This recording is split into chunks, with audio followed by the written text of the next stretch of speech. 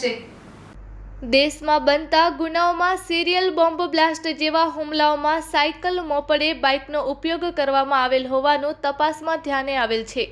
આ પ્રકારના હુમલાઓમાં cycle, scooter, tiffin કે પાઇપનો ઉપયોગ થતો હોય છે, જેથી નવા જૂના સાયકલ, સ્કૂટર, મોપેડ, બાઇક ખરીદી સમયે ખરીદનાર વ્યક્તિની ઓળખ માટે વેપારીઓએ કોઈ માન્યતા પ્રાપ્ત દસ્તાવેજી પુરાવા રાખવા માટે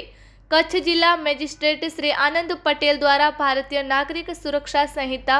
2023ની કલમ 163 અન્વયે ફરમાવેલ છે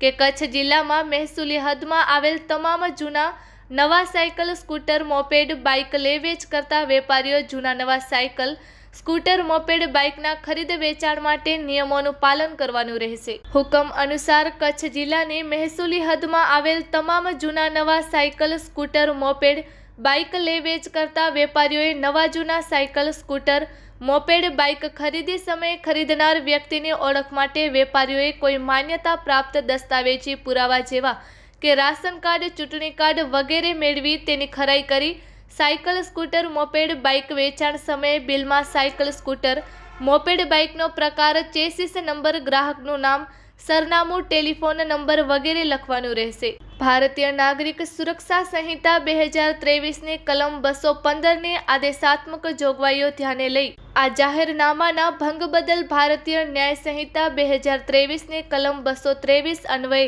ગુના કામે આ જાહેરનામા હેઠળ તપાસ કરવાના, જાહેરનામાના પાલન કરાવવાના અને તપાસના અંતે ફરિયાદ રજૂ કરવાના અધિકાર જિલ્લાના પોલીસ અધિકારીશ્રીઓ તેમજ હેડ કોન્સ્ટેબલ કે તે ઉપરના કર્મચારીઓને રહેશે। આ જાહેરનામું તારીખ 30/6/2025 સુધી અમલમાં રહેશે। સમગ્ર જિલ્લામાં આ હુકમનો ભંગ કે ઉલ્લંઘન કરનાર ઇસમ ભારતીય ન્યાય સંહિતાની કલમ 223 મુજબ શિક્ષાને પાત્ર થશે।